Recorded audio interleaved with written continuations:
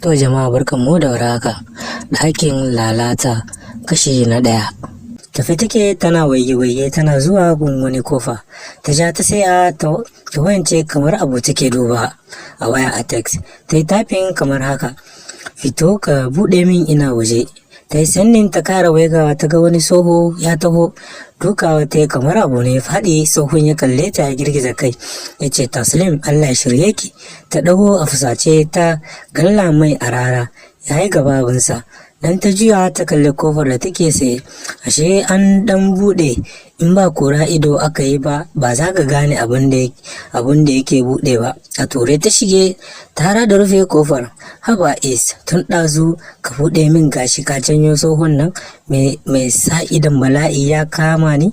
Is da ya yi folding hands ɗinsa ya zuba mata ido yana wani lumshe ido. Tun yaushe na buɗe kofar aitini?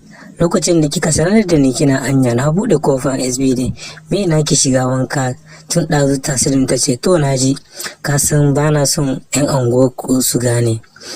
Ganin yadda nake karyar zuwa ijabin jikinta, ta cire farar topce a jikinta mai dogon anu da botira a gaban riga.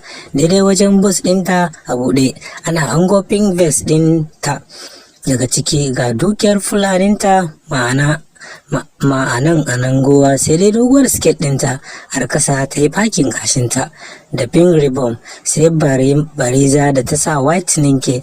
Hijab ta yi ta kalle shi. Hope ka ci abinci? Nope, ban ci ba. Get into the kitchen and get us something to eat. I know you have not taken anything. Bari na shiga na yi wanka. Ya juya tare da nufar bafurum da ke cikin ɗakin. Ita ma juyawa ta yi. Naga ta nufi wani korido da ya sada ta da kicin din da madaidaici.